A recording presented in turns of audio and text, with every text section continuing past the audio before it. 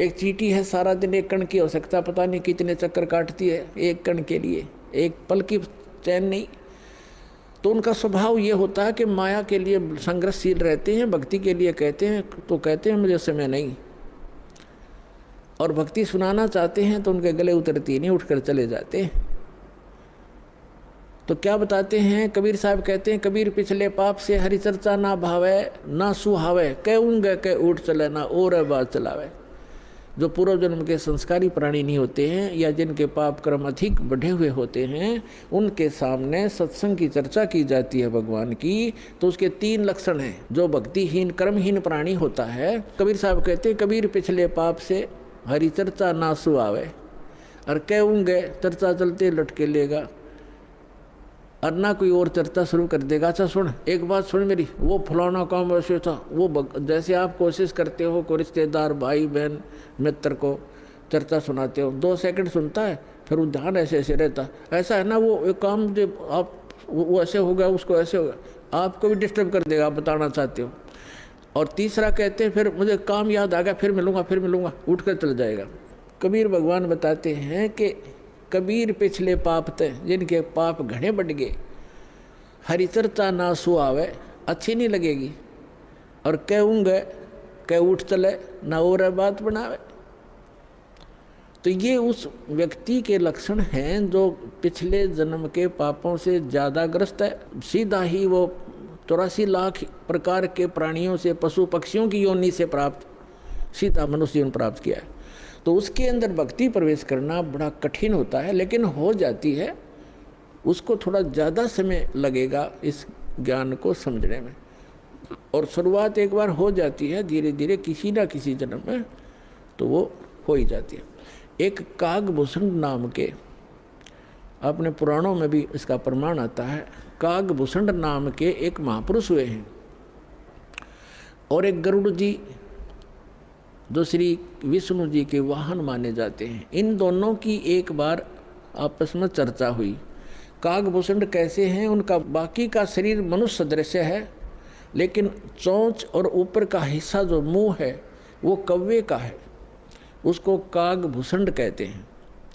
इन दोनों की आपस में एक बार चर्चा हुई। कागभूषण से गरुड़ जी ने पूछा, हे भूषण जी, आपके पास बैठने से मुझे बहुत शांति मिलती है। आपने यानी ये भक्ति विधि और ये अमरत्व, क्योंकि कागभूषण जी की काफ़ी लंबी आयु हो गई है, काफ़ी प्रलय उसके सामने हो चुकी हैं, अभी भी वो विद्यमान है। तो उसके लिए पूछा कि आपको ये कैसे प्राप्त हुई। तब कागभूषण ने कहा कि एक लंबी कहानी है गरुड़ जी। मैं एक बार 20 वर्ष की उम्र थी मेरी, और एक भयंकर अकाल गिर गया। हम भाई बहन थे, मेरे से छोटे मेरे भाई बहन थे। उस अकाल के दौरान वो भूख सहन नहीं कर सके, उनकी मृत्यु होगी, मेरे माता पिता की भी मृत्यु होगी, वो भी भूख सहन नहीं कर सके। मैं युवा था, जिस कारण से मैं उस अकाल को झेल कर माता पिता और परिवार के नाश होने के बाद उस क्षेत्र को छोड़कर मैं अवंतिका नगरी में चला गया। वहाँ अकाल नहीं था।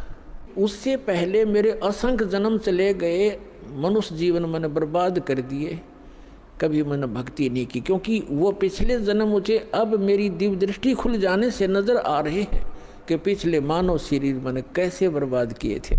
तो बता रहा कि पिछले जन्म मैंने बहुत नाश कर दिए, और एक जन्म जो मेरा हुआ, माता पिता मेरे भाई बहन मर गए भूख से तड़प कर। ऐसी खिली फुलवाड़ी थी हमारे घर की, सारे भाई बहन खुशी खुशी रहते थे, और एक वर्ष में ऐसी जुल्म गिर गया, ऐसा कहर टूट गया, हमारा नाश हो गया। मैं सोचने पर विवश हो गया कि ये क्या जीवन है। कल तक हम कैसे खुशी मंगल से रहते थे, प्यार करते थे, कहाँ गए आज मैं टक्कर मार लिया, रो लिया, सारा कुछ कर लिया, वो मिल नहीं रही। ये खाक जीवन है, कहाँ रह रहा हूँ मैं। ऐसे करते करते एक मंदिर के अंदर एक पंडित जी, भगवान शिव का पुजारी था, मैं वहाँ चला गया, उसको अपना दुख रोया। दयालु था ब्राह्मण, मुझे सीने से लगाया और कहा, बेटा यहाँ तो ऐसे ही कहर गिरते हैं, आप भक्ति कर लो, स्वर्ग में चले जाओगे, वहाँ दुख नहीं है। ब्राह्मण को ज्ञान स्वर्ग तक का ही था। और कहा, बेटा तुम दीक्षा ले, गुरु बनाए बगैर मोक्ष नहीं होता। अब काकभूषण बता रहा है कि मेरे इतने पाप थे, पापी के पिछले जन्म जन्म के कभी भक्ति शुरू नहीं करी थी। मेरे अंदर भक्ति प्रवेश करने में 6 महीने लग गए, लगातार संत के साथ रहने में। अब 6 महीने तक मैं मंदिर में रहा, रोज उनकी कथा सुनता, वचन सुनता, पर नाम लेने की इच्छा कभी मैंने व्यक्त नहीं की। गुरुजी कहते, महात्मा जी के बेटा दीक्षा ले ले। मैं कान्ना पे कह टाल जाता, ना हाँ कहता ना कहता। और दीक्षा उसी को प्रफुल्लित होती है जो सब इच्छा से अपनी लगन से प्राप्त करता है। जबरदस्ती दिया हुआ ज्ञान नाम काम नहीं करता है। तो उस पंडित जी ने इसलिए उसको जोर नहीं दिया। 6 महीने के बाद कहता, लगातार सत्संग सुनने के बाद मुझ पापी के कुछ पाप नरम हुए और तब मैंने दीक्षा प्राप्त की। दीक्षा प्राप्त करके कुछ दिनों के बाद फिर मेरे अंदर एक बकवाद भागी। जो गुरुजी कथा सुनाया करते हो मुझे भी याद होगी। मैं युवा था, गुरुजी वृद्ध हो गए थे, मेरी आवाज़ में कसक थी। जितने भी श्रोता थे अब मेरी तरफ आकर्षित हो गए कि और कहने लगे, हो आप तो गुरुजी से भी बढ़िया ज्ञान सुनाते हो। अपने आत्माओं यहाँ मार खाता प्राणी, इस ज्ञान को सुनकर कोई वक्ता बन बैठेगा, 10 उसके प्रशंसक हो जाएंगे, वो भी अपना नाश जीवन करेगा। अब ज्ञान पुराणों का था, बढ़िया और घटिया क्या हो गया उसमें, गुरुजी से बढ़िया सुनाने लग गया वो। तो यहाँ मार खाते श्रोता भी और भक्त भी मार खाते, मान बढ़ाई छा जाती है, सबसे बड़ी दुश्मन है जीव की। एक दिन मैं बैठा था, कथा कर रहा था, श्रोता बैठे थे, गुरुजी आए मंदिर में अपने घर से।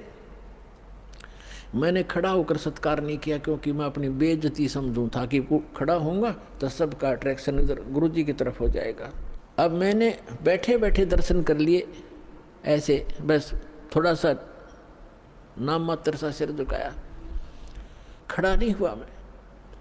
अब गुरुजी तो आए थे, अपना लगे पूजा पाठ करने मंदिर में। एक कोने में बैठकर वह आकाशवाणी हुई मंदिर में, कह रहे दुष्ट, तूने अपने गुरु का अनादर किया है, तुझे 1 लाख वर्ष के लिए नरक में डालता हूँ। भगवान शिव की आकाशवाणी हुई, क्योंकि ब्राह्मण शिव का पुजारी था। अब वो आकाशवाणी सुन ली गुरुजी ने। उसने कहा, अरे बेटा भूषण, उसका नाम कुछ और था उसमें, बेटा भगवान क्यों नाराज हो गया तेरे से। गुरुजी ने नहीं ध्यान दिया कि इसने मेरा आदर किया या अनादर किया। संत के विषय में एक वाणी कही है गरीबदास साहिब जी ने कि आदर अनादर करो क्यों ना कोई, मम संत शरण जगत जान छोई।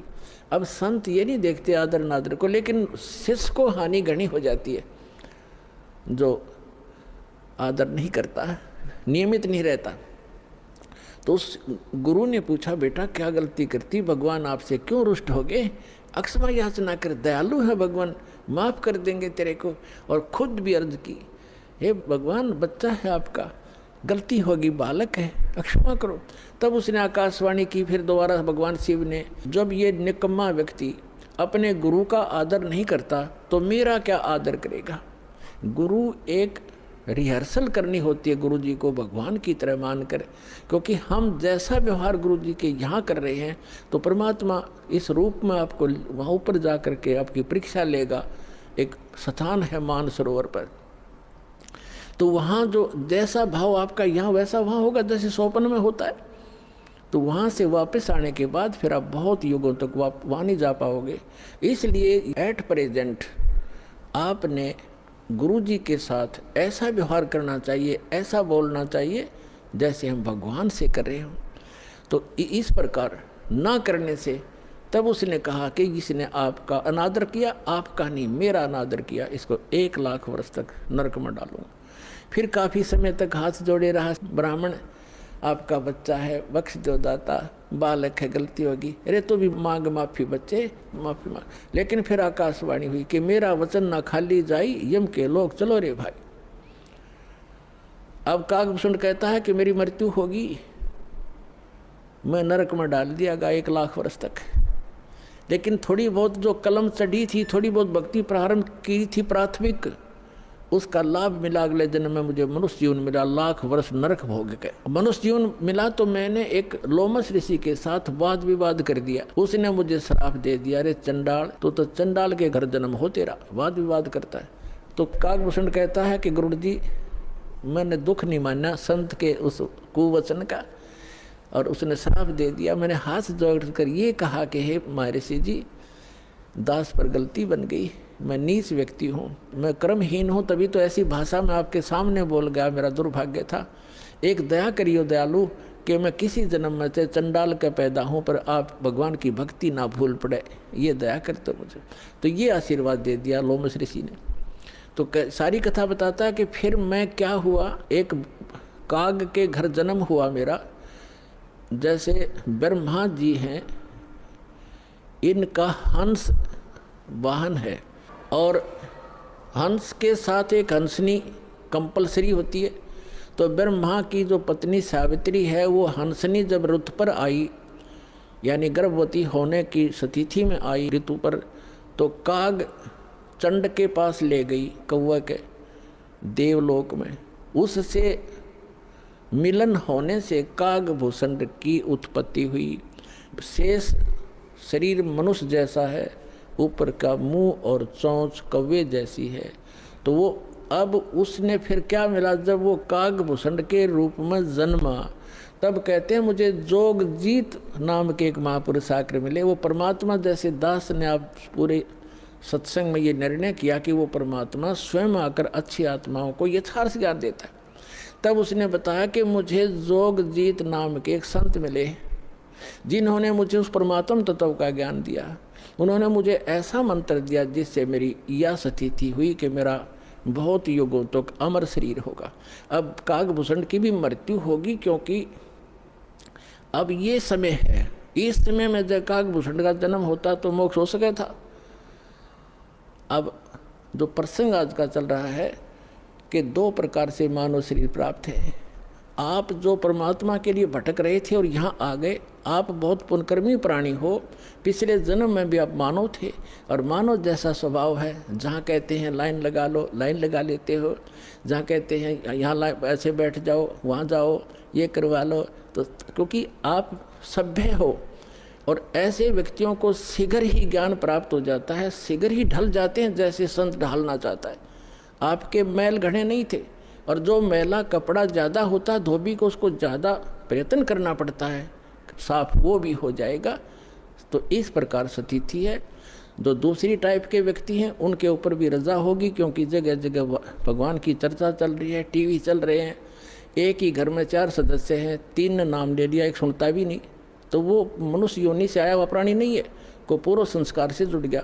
लेकिन धीरे धीरे जब सारे परिवार लग रहा है, परमात्मा की वाणी चलती है, उस पर उस वाणी का भी असर होगा, और आज पूरा विश्व परमात्मा के चरणों में एक बार आएगा और सबका कल्याण होगा, चाहे किसी प्रकार जन्म हुआ हो। बोलो सतगुरुदेव।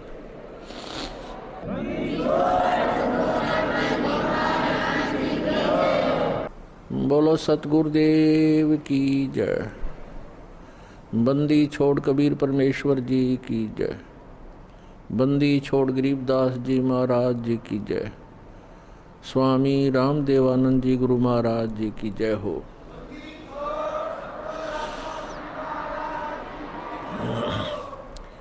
गरीब नमो नमो सतपुरुष को नमस्कार गुरु के नहीं। सुर नर मुनि जन साधुआं संतों सर्वस्ती नहीं। सतगुरु साहेब संत सब डंडो तुम प्रणाम। आगे पीछे मध्य हुए तिनको जा कुर्बान। नराकार निर्विषम काल जार भयभंजनम। निर्लेपम निज निर्गुणम अकल अनोबेशुंदनम। सोहम सुरति समाप्तम सकल समाना निर्तल। उज्ज्वल हिरंबर हरदमंबे परवा अथाह वार पार निमद्यतम। ग्रीव जो सुमरे सिद्ध होई। गणनायक गलता ना करो अनुग्रह सोई। पारस पद परवाना। आदि गणेश मनाऊं गणनायक देवन देवा। चरण कमल लो लाऊं आद्यंत करूं सेवा। परम शक्ति संगीतम रिधि सिद्धिदाता सोई। अवगत गुण अतीतम सत्य पुरुष निर्मोही। जगदम्बा जगदीशम मंगल रूप मुरारी। तन मन अर्पों शीसम भक्ति मुक्ति भंडारी। सुर नर मुनि जन ध्यावे ब्रह्मा विष्णु महेशा शेष सहस मुख गावे पूजे आदि गणेशा। इंद्र कुबेर सरीखा वरुण धर्म राय ध्यावे समर्थ जीवन जी का मन इच्छा फल पावे। 33 कोटि धारा ध्यावे सहस 88 उतरे भव जल पारा कट है यम की फांसी। 33 कोटि धारा ध्यावे सहस 88 उतरे भव जल पारा कट है यम की फांसी। सत साही कर जोरूं विनती करूं धरूं चरण पर शीश। गुरु जी राम देवानंद जी महाराज ने दियो नाम बख्शीश। कोटि कोटि सिजदा करूं कोटि कोटि प्रणाम चरण कमल में राखियो मैं बंदी जाम गुलाम। कुत्ता हूँ गुरुदेव का रामपाल दास का नाम गले प्रेम की जेवड़ी जहाँ खेचो वहाँ जाऊं। तो करो तो बावड़ू दूर दूर करो तो जाऊं। ज्यों राखो त्यों ही रहूं जो देव सो खाऊं। परम पिता परमात्मा पूर्ण ब्रह्म सारी सृष्टि के रचनहार कबीर देव कबीर परमेश्वर जी की असीम रजा से आप सभी पुण्यात्माएं सत्संग श्रवण करने के लिए उपस्थित हो पाए। मानुष जन्म दुर्लभ है मिले न बारंबार। तरवर से पत्ता टूट गिरे वो बोहरने लगता डर। पृथ्वीपति चकवे गए जिनके चक्र चलंत। रावण सरीखे कौन गिने हैं ऐसे गए अनंत। मानुष जन्म पाए के जो नहीं रटे हरि नाम। जैसे कुआ जल बिना फिर बनवाया क्या काम।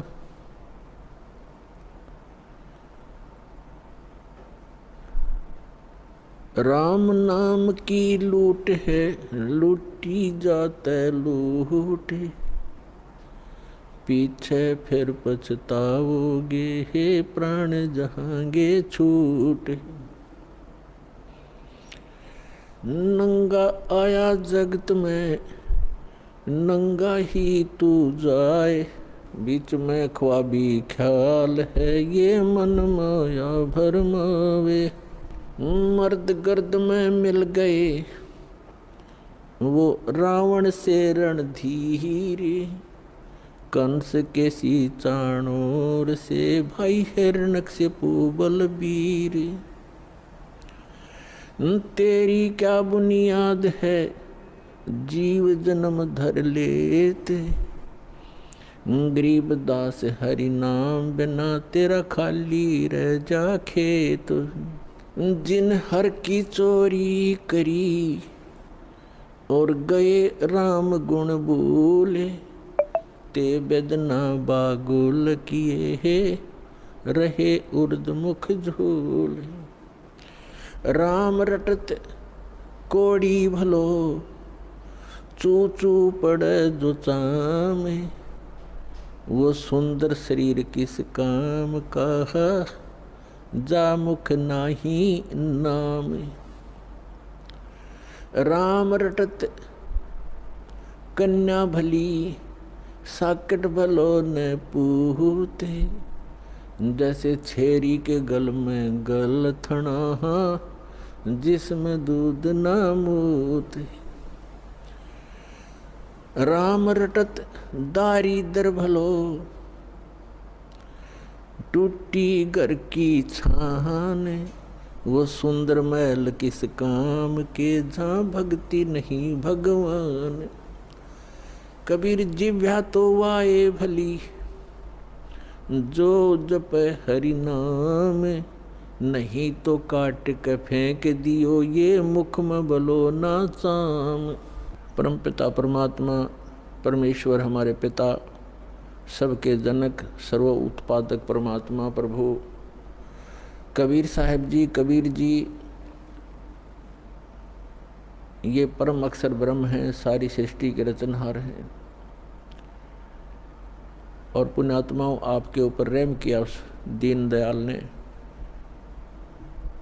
आपको ये तत्व ज्ञान समझाया, आप तक पहुंचाया।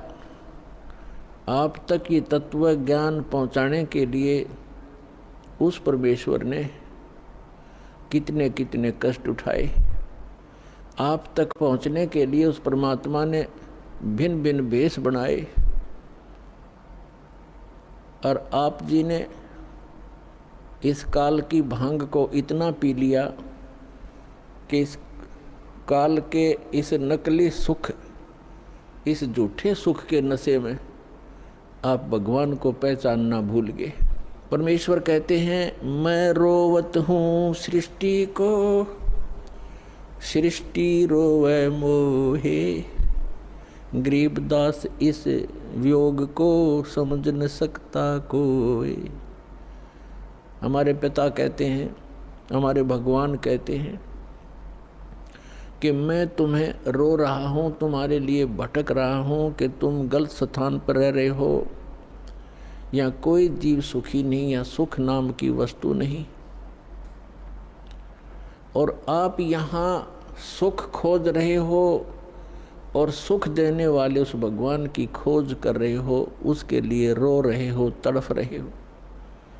मैं तुम्हारे लिए रो रहा हूँ कि मैं हूँ वो परमात्मा, मैं तुम्हारा जनक हूँ, मैं तुम्हारा पिता हूँ। आप जी ने ये गलती की जिस कारण से आप इस काल कसाई के यहाँ फंस गए हो। किसी का बेटा मार रहा है, किसी की बेटी मार दी, कोई किसी का जमाई मर गया, किसी के कैंसर होगी, किसी की टांग कट गई, किसी को कैंसर है, कोई कोड से भुगत रहा है। और शेष बचे हुए ये सोचते हैं कि हम ठीक हैं। यदि आप रोग रहित हैं, कल मृत्यु होगी, फिर गधे बन जाओगे, तो क्या खाक ठीक हो आप? इसलिए परमात्मा याद दिलाते हैं, कबीर ये माया अटपटी, सब गट आन अड़ी। किस किस को समझाऊं, या आपको है भांग पड़ी। परमात्मा कहते हैं, किस किस को समझाऊं। इस काल भगवान ने इस नकली सुख की एक कुएं के अंदर जैसे 1, 2, 3 क्विंटल भांग घोल कर डाल दे कोई, उस कुएं का जल चाहे 1000 व्यक्ति पी ले, और पीने के उपरांत उनकी एक जैसी गतिविधि, एक जैसी भाषा, एक जैसी चाल हो जाती है, क्योंकि सबको वो नशा हो चुका है। तो इस काल भगवान ने इस त्रिगुणमयी माया की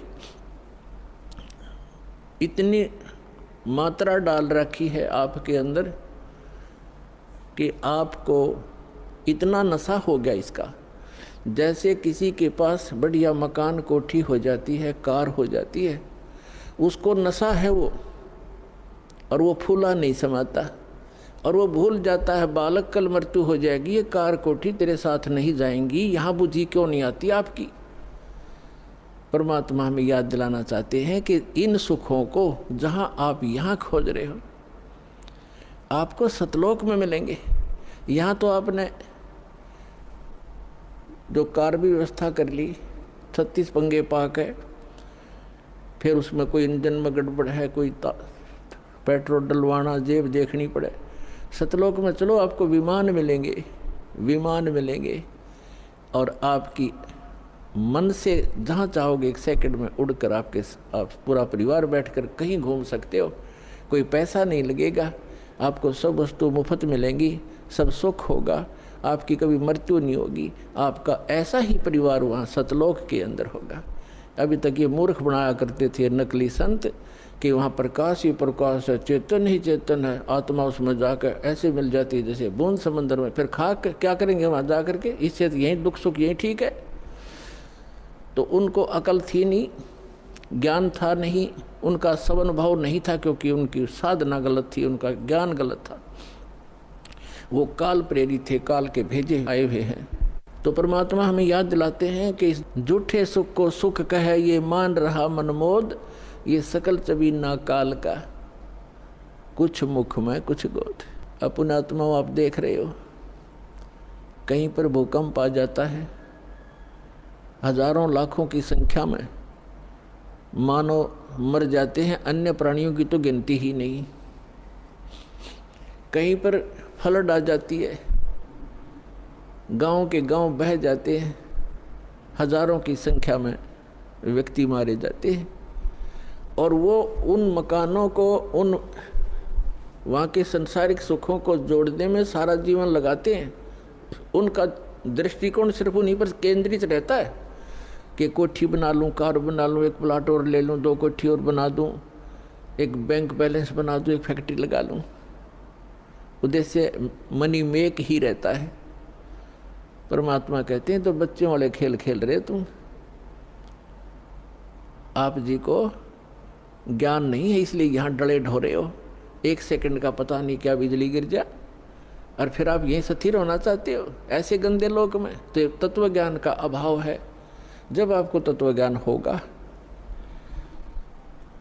आपके मन की व्यवस्था ही अलग हो जाएगी। जब आपको तत्व ज्ञान होगा, आपके मन की स्थिति बदल जाएगी, आपका उद्देश्य बदल जाएगा। परमात्मा हमें आखिरी याद दिलाते हैं, आप जी विचार कीजिए कि आपकी मृत्यु तो होगी होगी, चाहे यहाँ कोई पूरी पृथ्वी का राजा है और चाहे अमीर या गरीब है, कोई भी व्यक्ति है, आपकी मृत्यु होगी। और आपने जो कुछ भी सारे जीवन में संग्रह किया है वो आपके साथ नहीं जाएगा। ये तो यूनिवर्सल ट्रूथ है, आपको सबको मालूम है। और पुण्यात्माओं, ठीक है, आपके पूर्वजन्म के पुण्य हैं, आपको जो भी वस्तु उपलब्ध है इसको ये समझ लो कि आपकी नहीं है। आप एक रेस्टोरेंट में रह रहे हो।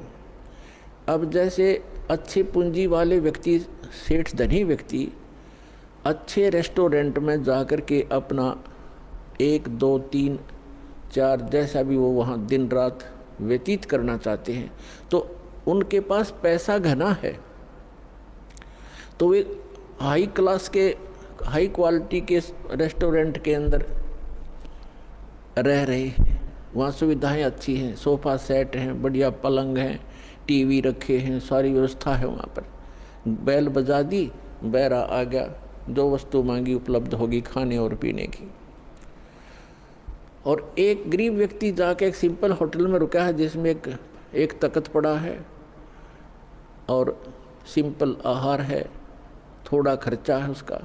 तो ऐसा ही समझ लो आप, जो गरीब है वो एक सिंपल होटल में रह रहा है, अमीर है वो बड़े होटल में रह रहा है, लेकिन वस्तु किसी की नहीं। वहाँ पर होटल में गए व्यक्ति को पता होता है कि यहाँ तेरी वस्तु कोई नहीं है, इनको प्रयोग कर सकता है, वो भी अपने खर्चे से। तो इस काल भगवान का ये होटल है फॉर एग्जाम्पल। और इसमें आपके पुण्यों के कारण आप सुविधा जो आपको है वो आपके पूर्वजन्म की पूंजी से है, जेब आपकी ही खर्च हो रही है। जो सुविधाएं आपको उपलब्ध हैं आपके पुण्य क्षीण हो रही है। और गरीब व्यक्ति है वो समझ ले सिंपल होटल में रह रहा है, कोई झोंपड़ी में है तो सिंपल मकान में रह रहा है, तो वो भी एक होटल में ही है। एक दिन दोनों ने ही जाना है और दोनों ने वो सब वस्तुएं यही छोड़ जाना है। अब जाना कहाँ है? स्वदेश को जाना है। होटल में व्यक्ति वही रहता है जो विदेश गया हुआ है, अपने घर से बाहर है। आज तक आपको यही नहीं मालूम कि हम इस होटल को छोड़कर प्रस्थान कहाँ करेंगे। आपको तो ज़बरदस्ती जब आपकी पूंजी समाप्त हो जाती है, आपका समय समाप्त हो जाता है, उस होटल से पकड़ कर बाहर फेंक दिया जाता है सड़क पे, आप कहीं जाओ। जब हम घर से बाहर चलते हैं वैसे किसी काम कार्यवश, तो जाने से पहले हम वहाँ कहाँ रुकेंगे, रात्रि हम कैसे व्यतीत करेंगे, उसकी व्यवस्था पहले करके जाते। और संसार छोड़ के जाने वाला व्यक्ति कभी सोचता भी नहीं कि मृत्यु के बाद मैं कहाँ जाऊँगा। तो वो ज्ञान अब आपको प्राप्त हो रहा है कि आप ये साधना करोगे और आप इन होटलों में रहो जैसे जिसकी व्यवस्था है, ठीक है, धनी है अपने उस सुविधा को प्राप्त करो, निर्धन है अपने उन मकानों में गुजर करो। और दोनों ही दो रोटी खाते हैं, एक गरीब भी और सेठ भी, और एक चारपाई पर ही सोते हैं, तीन तीन चार चारों पर सेठ नहीं सो सकता। एक कोने में चाहे 10 कक्ष की कोठी हो, एक कक्ष के एक कमरे में एक तख्त 3.5 बाई। परमात्मा कहते हैं क्या चढ़ावा मेंढिया और लंबी भीत उसार, गरता 3.5 हाथ गणाता 4.25। यानी आपको लेटने के लिए अपने हाथ, ये हाथ होता है इतना, प्रत्येक का शरीर अपने 3.5 हाथ का होता है, 3.5 हाथ का। तो परमात्मा कहते हैं आपने तो 20 कक्ष की कोठी बना रखी है, उसमें 3.5 हाथ और बाई 1 हाथ, भाई इतनी जगह की जरूरत है आपको। बाकी उस कोठी की शर्मा मार ले, क्या बनेगा उसका? समय खोया, अपना जीवन व्यर्थ किया। तो कहने का भाव ये है कि ठीक है, भगवान ने आपको कोठी भी दी है, सुविधाएं भी हैं, कोई बात नहीं, लेकिन अब भविष्य की तैयारी करो, यहाँ से चलने का उद्देश्य बनाओ। असक जन्म हो गए आप जी ने यही भटकतों का। परमात्मा हमें बताते हैं कि आप जी यहाँ इस काल कसाई के लोक में रह रहे हो, इसने आपको अपने स्वार्थवश पाल रखा है, जैसे कसाई बकरे पालता है। पुण्यात्मा, आपके ऊपर 3 गुणों का इतना ज़बरदस्त प्रभाव हो गया कि आप जी अपने परिवार, अपनी संपत्ति को अपना मान चुके हो, और मान चुके हो जैसे नशे में व्यक्ति चाहे कुर्डियों पर पड़ा हो गंध में, और चाहे चारपाई पे लेट रहा हो, उसको पता ही नहीं तू कहाँ है। तो आज हम सभी की ये स्थिति है कि हम इस सब कुछ को अपना मान चुके, और इसको ये कहा जाता है कि आप कसाई के लोक में रह रहे हो और ये आपको सबको खाएगा बारी बारी, ये नहीं बख्शेगा किसी को भी। किसी परिवार के 3 सदस्य खा जाता है एक दिन में, कोई दुर्घटना से या कोई किसी और अन्य कारणों से, कोई बीमारी से, और शेष बच्चे ये सोचते हम ठीक हैं। जिनके साथ वो घटना घट गई उससे पहले वो भी आप जैसी ही स्थिति में थे।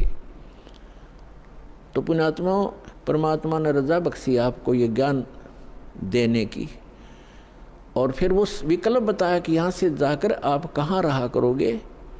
गीता अध्याय नंबर 15 के श्लोक नंबर 1 से 4 में कहा है कि उल्टा लटका हुआ संसार रूपी वृक्ष है, ऊपर को जड़ तो समझो पूर्ण परमात्मा, और नीचे को 3 गुण रूप शाखा हैं, रजगुण ब्रह्मा, सतगुण विष्णु, तम गुण शिव जी। और जो संत इस उल्टे लटके हुए संसार रूपी वृक्ष के सभी विभाग बता देगा, तना कौन भगवान है, इस संसार रूपी जड़ कौन है, यानी जिससे सबका धारण पोषण होता है वो कौन प्रभु है, और शाखा कौन है, डार कौन है, और पत्ते क्या है, तो स वेदविद वो तत्वदर्शी संत है।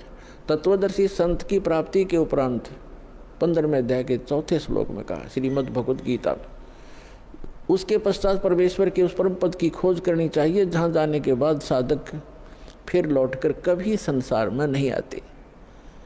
और जिस परमेश्वर ने सब ब्रह्मांडों की रचना की है, संसार रूपी वृक्ष की प्रवृत्ति जिससे विस्तार को प्राप्त हुई है, उस परमात्मा की भक्ति करो और किसी की नहीं।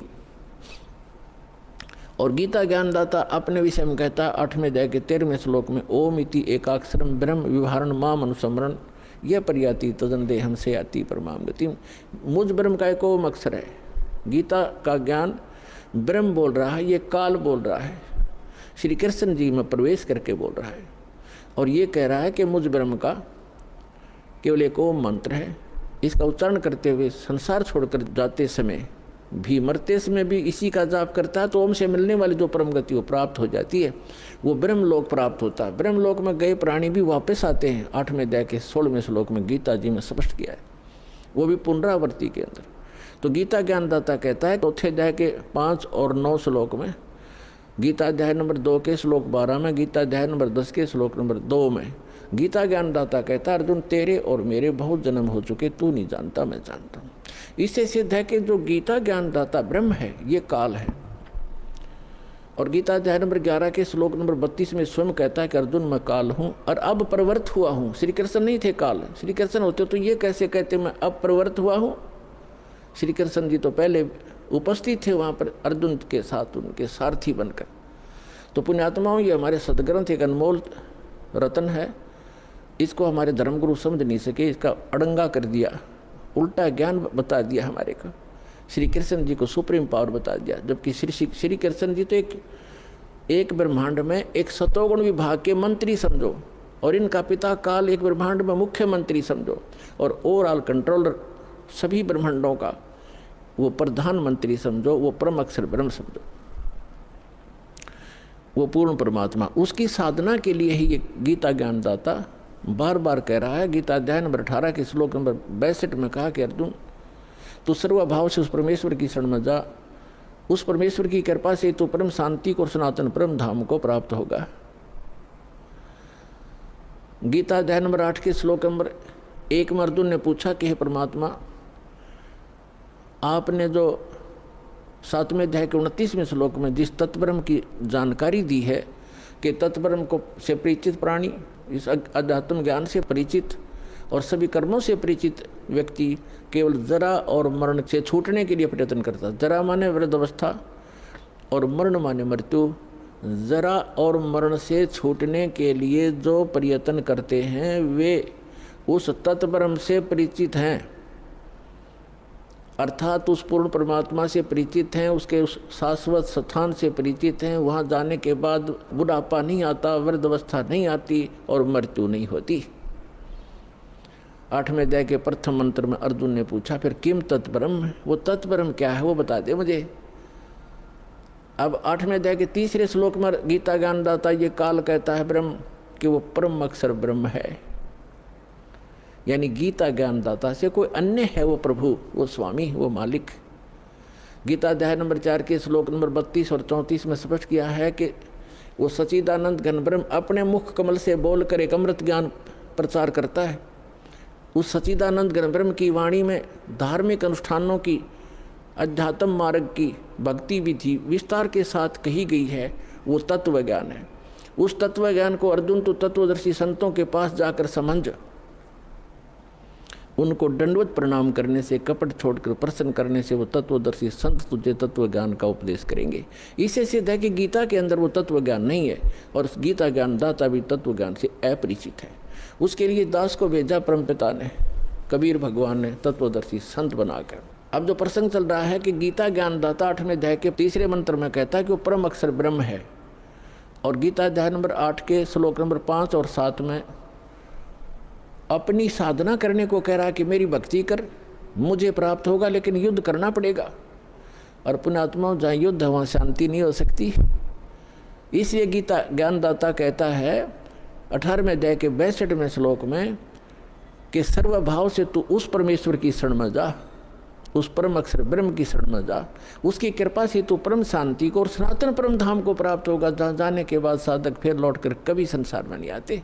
अब गीता ज्ञानदाता गीता अध्याय नंबर 8 के श्लोक नंबर 8, 9, 10 में कहता है कि उस सच्चिदानंद घन ब्रह्म की भक्ति करने वाला प्राणी साधक भक्ति की शक्ति से, योग के बल से, योग माने साधना के बल से, भक्ति की ताकत से, उस मंत्रों की भक्ति की कमाई की ताकत से उस परमात्मा को, सच्चिदानंद घन ब्रह्म यानी परम अक्षर ब्रह्म को ही प्राप्त होता है।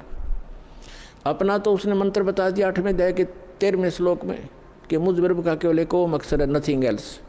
ओम नमः शिवाय, ओम भगवते, ओम ये भगवते वासुदेव, ये मंत्र नहीं है। ये तो बाल बलौने वाले खिलौने हैं, मीठी गोलियां हैं। 17वें अध्याय के 23वें श्लोक में गीता ज्ञानदाता ने केवल संकेत दिया है कि उस सच्चिदानंद घन ब्रह्म के पाने का 3 मंत्र का जाप है, नथिंग एल्स, उसके अतिरिक्त कुछ नहीं। ओम तत्सत इति निर्देश है ब्रह्मण त्रिविध समर्थ ब्राह्मणा तेन वेदा यज्ञा विहिता पुरा। क्योंकि परमात्मा प्रत्येक युग में आते हैं और प्रत्येक युग में अपना यथार्थ ज्ञान सुनाते हैं। कुछ पुण्यात्माएं उनको स्वीकार करती हैं, इसलिए कहा कि स्टार्ट जब होता है उस समय परमात्मा यथार्थ ज्ञान देता है। ब्राह्मण माने विद्वान पुरुष, बुद्धिमान व्यक्ति, फिर इसी आधार से वो साधना किया करते हैं। फिर कुछ दिनों के बाद फिर से ये काल के दूत सक्रिय हो जाते हैं और यथार्थ ज्ञान को समाप्त कर देते हैं। इसलिए गीता ज्ञानदाता कहता है कि मैंने पहले भी ये ज्ञान दिया था शाश्वत इन सभी को, और फिर उसको आगे कुछ दिन चला, लेकिन अब ये लोप हो गया, या पुनः फिर दे रहा हूँ। तो यहाँ बताया है कि ओम तत्सत, ओम तो ब्रह्म का। गीता अध्याय नंबर 15 के श्लोक नंबर 16 और 17 में 3 पुरुष हैं, एक सरपुरुष, एक अक्षर पुरुष। सरपुरुष ये काल है, ये ब्रह्म है जिसके लोक में हम फंसे हुए हैं। ये काल कसाई कहा गया है। इसको वेदों के जो ज्ञाता कहलाते थे इसको ब्रह्म कहते थे, और ब्रह्म को ये सुप्रीम पावर कहते थे। इनको कख भी पता नहीं था। ये केवल 21 ब्रह्मांड का स्वामी है, प्रभु है, ब्रह्म है। ब्रह्म माने भगवान है, स्वामी है। और फिर परब्रह्म, इससे नेक्स्ट, जैसे दादा परदादा, एक दादा उससे नेक्स्ट दादा, तो ये ब्रह्म, फिर परब्रह्म। परब्रह्म को अक्षर पुरुष भी कहते हैं, इसको सर पुरुष कहते हैं ब्रह्म को। अक्षर पुरुष 7 शंख ब्रह्मांड का स्वामी है, नील पद्म शंख, 7 शंख ब्रह्मांड का स्वामी है। इसको अक्षर पुरुष का, इसकी आयु बहुत लंबी है, इसलिए इसको अक्षर पुरुष कहते हैं।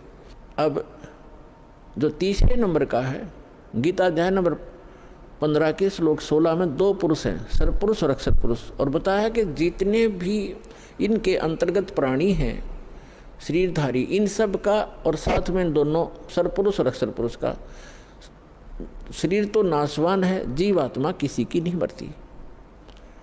आगे फिर 15वें अध्याय के 17वें श्लोक में तुरंत बताया है कि उत्तम पुरुष है तू अन्य परमात्मा इति उदाहरते।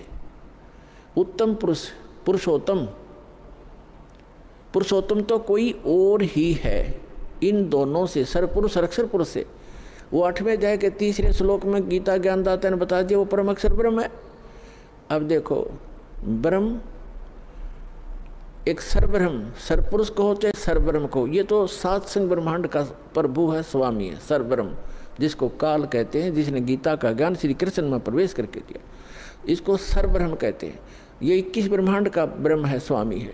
और जो अक्षर ब्रह्म है, अक्षर पुरुष कहो चाहे अक्षर ब्रह्म को, वो 7 संग ब्रह्मांड का स्वामी है। और परम अक्षर पुरुष कहो, परम अक्षर ब्रह्म को, वो असंख्य ब्रह्मांड का ओवरऑल कंट्रोलर है। और वही इस संसार रूपी वृक्ष का मूल है, जड़ है, जिससे सबका धारण पोषण होता है, जो सबका पालक है। गीता अध्याय नंबर 15 के श्लोक नंबर 17 में कहा कि उत्तम पुरुष है तू अन्य परमात्मा इति उदाहरत है। यह लोक तर्म आविश्य विभर्ति अवैश्वर है। ओम तत्सत, इसमें बताया है कि उत्तम पुरुष है तू अन्य, इन सरपुरुष और अक्षर पुरुष से वो श्रेष्ठ भगवान, उत्तम माने श्रेष्ठ, पुरुषोत्तम कहो उत्तम पुरुष कहो एक ही बात है। वो पुरुषोत्तम तो कोई और है, वो परम अक्षर ब्रह्म है। 8वें अध्याय के 3रे श्लोक में गीता ज्ञानदाता ने स्पष्ट ही कर दिया।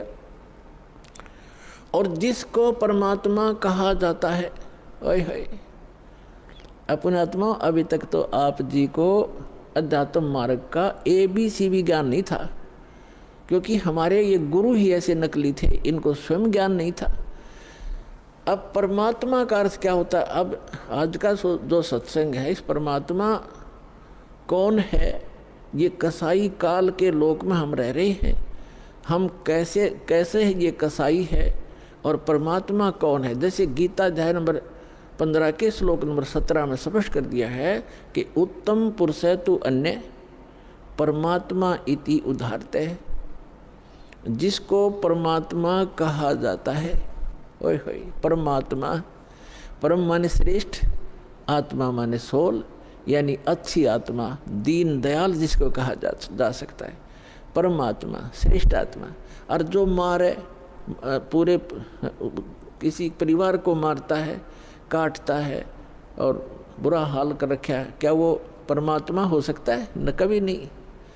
भले ही हम उसको अनजानपने में परमात्मा मान बैठे हैं, पर वो परमात्मा नहीं है। परमात्मा की परिभाषा से जब आप परिचित होगे, परमात्मा वो है जो केवल सुख दे, दुख नहीं दे। तो वो सतलोक, वो परमात्मा जो हमें वो स्थान बता रखा कि मेरा वहाँ लोक है, मैंने वहाँ ऐसी व्यवस्था कर रखी है, तो सारे असंख्य ब्रह्मांडों के प्राणी आप सतलोक में रह सकते हो।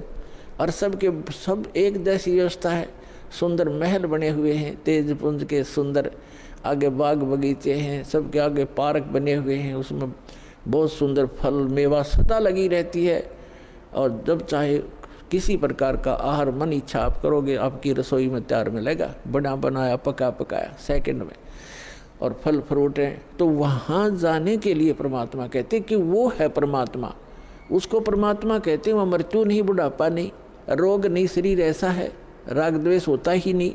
और वहाँ ऐसी व्यवस्था है तो चाहे तो भी राग द्वेष नहीं हो सकता, क्योंकि सबको एक जैसी सुविधाएं हैं। अब जैसे पुण्यात्मा आप यहाँ रह रहे हो, 2 दिन रुको, 10 दिन रुको, आपको बना बनाया भोजन एक भंडारे मिलेगा, एक जैसा सबको, किसी में कोई अंतर नहीं, एक जैसी सीटिंग होगी, एक जैसा आपका बिस्तर होगा, एक जैसे सबको नहाने धोने की व्यवस्था सबको बराबर है। तो यहाँ राग द्वेष हो ही नहीं सकता। कोई उसे मूर्ख बुद्धि भ्रष्ट होता है, जिसका स्वभाव में प्रवेश होता है, वो आकर बकवाद वैसे कर लो। किसी ने यहाँ गद्दा लगा रखा है, अपना बिस्तर लगा रखा है, दूसरा आके घाटी इधर, मैं इधर बैठूंगा, तो ये तो कहीं पैदा कर लो। बकवादी आदमी होते हैं, वो तो दुर्बुद्धि होते, नहीं तो सभ्य व्यक्ति होते हैं। यहाँ कोई प्रकार का द्वेष राग आपको नहीं हो सकता, क्योंकि सबको एक जैसी व्यवस्था है। ऐसे ही सतलोक के अंदर वहाँ किसी चीज़ का अभाव नहीं। यहाँ चोरी डाकैत और ये बुराइयाँ क्यों करते हैं? क्योंकि यहाँ पर हर चीज़ का अभाव है। प्रत्येक वस्तु किसी भी व्यक्ति को उपलब्ध नहीं है, तो किस कोई भी है। किसी को ऐसा रोग हो जाएगा, चाहे कितना सेठ है, उसकी दवाई मिल लेना, मारे जाओ टक्कर द्वार के। एक बता रहा था कि इतना बड़ा सेठ था, करोड़ों की इनकम थी उसको, और स्वयं वो कोई ना फल खा सकता था, ना कोई आहार कर सकता था। दाल का पानी घोल के और छान के पिया करता, चाट ले उस माया ने, सिर पर धर ले फैक्ट्री और कोई ठीरे। कहते हैं जीवित जग में जूती पड़े फिर जम तोड़े छाती, बिना भक्ति के प्राणी यहीं दुखी हो जाएंगे, आगे यम के दूत उनको बहुत सताएंगे। तो यहाँ परमात्मा आपको बताना चाहते हैं कि आप काल के लोक में रह रहे हो। गीता अध्याय नंबर 15 के श्लोक नंबर 16-17 में 3 पुरुष हैं। अब 17वें का प्रकरण चल रहा है कि उत्तम पुरुष है तू अन्य और परमात्मा इति उदाहरते, उसको परमात्मा कहा जाता है। और ये लोग तेरे में अविश्य विवर्ती, जो तीनों लोकों में प्रवेश करके सबका धारण पोषण करता है, वो अव्यय ईश्वर है, वो है अविनाशी परमेश्वर, वो है अविनाशी भगवान, अविनाशी स्वामी। गीता अध्याय नंबर 15 के श्लोक नंबर 18 में ये बुद्धिहीन व्यक्ति जो नकली हैं वो ये कहते हैं कि रामपाल 15वें अध्याय के 18वें श्लोक के बारे में क्यों ना बोलता, कि उसमें लिखा है, गीता ज्ञानदाता कहता है कि मैं लोक वेद में, मैं इन सभी प्राणियों से उत्तम हूँ, और इसलिए लोक वेद, लोके वेदे, लोक वेद में पुरुषोत्तम प्रसिद्ध हूँ। तो इसका अर्थ ये है कि गीता ज्ञानदाता 21 ब्रह्मांड का स्वामी है, और इसके अंतर्गत जितने प्राणी हैं, इंक्लूडिंग ब्रह्मा विष्णु महेश से भी ये उत्तम है, श्रेष्ठ है, इनसे उत्तम है। इसलिए दंत कथा के आधार पर, लोक वेद के आधार पर मैं पुरुषोत्तम प्रसिद्ध हूँ, क्योंकि मैं इनसे उत्तम हूँ, श्रेष्ठ हूँ, तगड़ा हूँ, इसलिए मैं पुरुषोत्तम प्रसिद्ध हो रहा हूँ। लेकिन उत्तम पुरुष तू अन्य 15वें अध्याय के 17वें श्लोक में उसने क्लियर कर दिया। तो पुण्यात्माओं, ये अज्ञानता का ही परिणाम होता है, जिसमें थोड़ा बहुत कचरा रह जाता है, वैसे फसड़ फसड़ कराया करे वो फिर कार्बोरेटर। तो इनमें थोड़ा ये दास चाहता है कि सारा सफाई कर दूं ताकि आपको कोई मिसगाइड ना कर सके। तो इस प्रकार 15वें अध्याय के 18वें श्लोक को समझो कि ये कहता है कि जितने मेरे अंतर्गत प्राणी हैं उनसे मैं उत्तम हूँ, पुरुषोत्तम कहलाता हूँ, इसलिए इन तम तगड़ा हूँ, श्रेष्ठ हूँ, इसलिए पुरुषोत्तम प्रसिद्ध हो रहा हूँ। लेकिन वो पुरुषोत्तमता कोई और है। 15वें अध्याय के 70वें श्लोक में।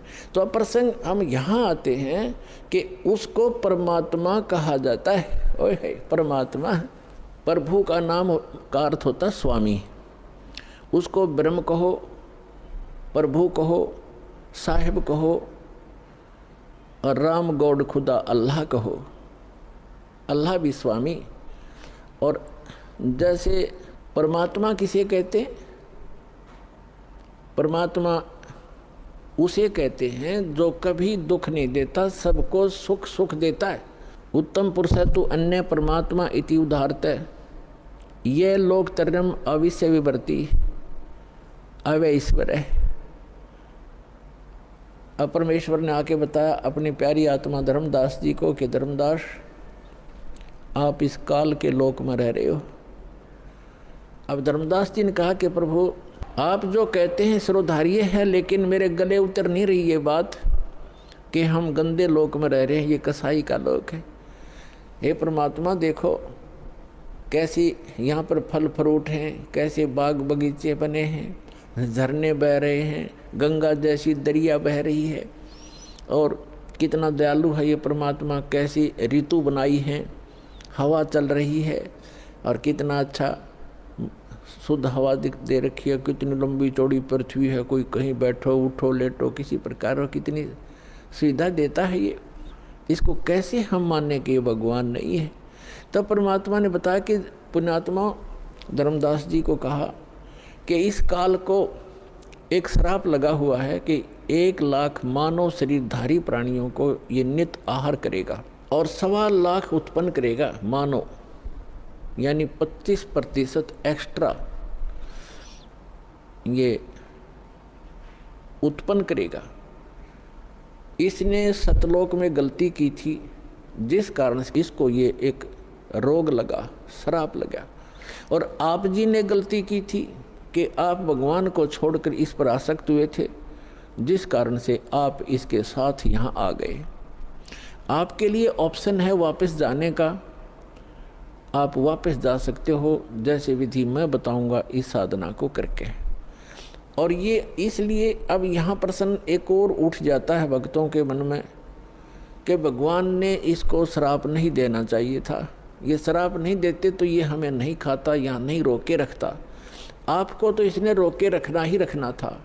और यदि परमात्मा इसको श्राप नहीं देते 1 लाख मानव शरीरधारी प्राणियों के आहार करने का, तो आपको ये कभी मानव शरीर नहीं देता, क्योंकि इसको ये डर बना रहता है कि मानव शरीर में इनको परमात्मा का ज्ञान हो सकता है, परमात्मा प्राप्ति हो सकती है। ये एक योनि और बना देता, जैसे कुत्ते गधे सुअर की 83 लाख बनाई, 83 लाख एक भी बना सकता था। इसलिए इसकी व्यवस्था है, मजबूरी है कि एक मानव शरीर अवश्य देता है आपको। 83 लाख योनियों में धक्के खवा के भी फिर एक मनुष्य शरीर इसको देना पड़ता है, क्योंकि इसको खाना पड़ता है। और ये विधान भगवान ने बना दिया कि प्रत्येक प्राणी को एक मानव शरीर का चांस अवश्य देना पड़ेगा। इसलिए आज आप पर रहम हुआ है। ठीक है, कष्ट तो मान ले आपको मानव शरीर ना मिलता, गधे कुत्ते बनकर आप खाते भटकते रहते, कष्ट पे कष्ट उठाते रहते, तो एक गोल्डन चांस है मानव शरीर में, आप अपना आत्म कल्याण करा के सतलोक जा सकते हो। ये सुविधा देवताओं को भी उपलब्ध नहीं है, क्योंकि जितना जीव गणा सुखी होगा उतना भगवान से कोसों दूर होगा। ये सत्कर मान लियो। और जितना दुख होगा उसके लिए वरदान सिद्ध हो सकता है, यदि उसको सतलोक आश्रम वाला जला हिसार प्राप्त हो जाएगा, उस दुख के कारण भी उसको परमात्मा मिल जाएगा। कबीर साहब कहते हैं कि सुख के माथे पत्थर पड़ो, जो नाम हृदय ते जावे, और बलिहारी उस दुख के जो पल पल नाम रटावे। परमात्मा कहते हैं आग लगे से सुख के जो भगवान से दूर करे। भाड़ में जाओ कोठियरकार ये मंत्री पद, जिस तो भगवान भूल जा, अरे हे भगवान ऐसा कष्ट दिए रखना, आपकी याद बनी रहे। तो पुण्यात्मा, आप बालक हो, अध्यात्म ज्ञान मिला नहीं। आमीन जय बजरंग बली जय गणेश जी के गीत गा के हम इनकी भी भक्ति सही नहीं कर पा रहे थे, गणेश जी की, शिव जी की, विष्णु जी की, माताओं की। ये साधना भी इस दास के पास उपलब्ध है, जो ये आपको यथार्थ लाभ देंगे। इन मंत्रों के वश हैं ये, जो दास आपको देगा। ये इनके बस की बात नहीं है। इन मंत्रों के जाप से आप अपने आप ही अट्रैक्ट होते हैं। जैसे उदाहरण देते रहते हैं कि भैंसा होता है, भैंसे को भैंसा भैंसा करते रहो, कति ध्यान नहीं देगा। एक बार उसकी एक अलग से लैंग्वेज होती है, प्रत्येक क्षेत्र वाइज।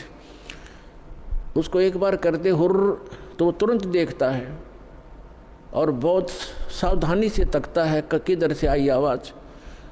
तो ये समझ लेना, ये जो दास आपको मंत्र देता है, इन भगवानों की यह पूजा नहीं है। इनसे लाभ लेने के ये विशेष मंत्र है, जिनके ये अट्रैक्ट होते हैं, विवश हैं, ये लाभ देते ही देते।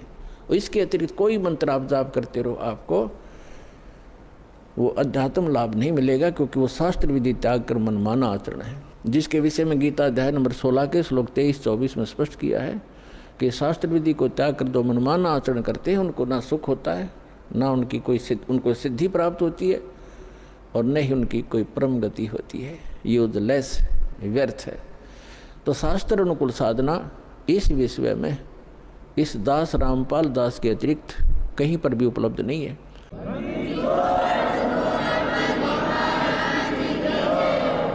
इसको चाहे आप अभिमान समझना या तत्व ज्ञान समझना, ये धीरे धीरे आपको अपने आप समझ में आ जाएगा दास क्या कहना चाहता है। अभिमान तो वो व्यक्ति किया करता जिसकी अपनी कोई खोज हो, चाहिए तो उसने भी नहीं। और हम तो संत भक्त हैं, हम किसी प्रकार का कोई अभिमान या ईगो कभी नहीं रखते। जो ऐसा रखता है वो भक्त नहीं, ना संत नहीं, क्योंकि ये तो सदग्रंथों में प्रमाणित है, हमारे सदग्रंथों में लिखा हुआ था। वो खजाना इनका हाथ लगा नहीं, क्योंकि ये इनको ज्ञान नहीं था। अपने आत्माओं, जैसे श्रीमद् भगवद गीता अध्याय नंबर 17 के श्लोक नंबर 23 में लिखा है, ओम तत्सत इति निर्देश ब्रह्मण तिर्वेद समर्थ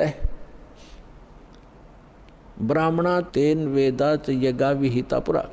इसका अर्थ ये है कि उस सच्चिदानंद घन ब्रह्म परम अक्षर ब्रह्म के प्राप्ति का, उस शाश्वत स्थान में जाने का एक 3 अक्षर का मंत्र है, ओम तत्सत इति निर्देश है। निर्देश माने डायरेक्शन, नथिंग एल्स, फाइनल फैसला, फाइनल डिसीजन। अच्छा, यहाँ पर ओम तो ब्रह्म का है, सरपुरुष का, और तत् और सत ये सांकेतिक है। तत् ये अक्षर पुरुष का, जिसको अक्षर ब्रह्म भी कहते हैं, जो सात्संग ब्रह्मांड का स्वामी है, ये मंत्र है। और सत्य ये परम अक्षर ब्रह्म का मंत्र है। ये तत् और सत सांकेतिक है।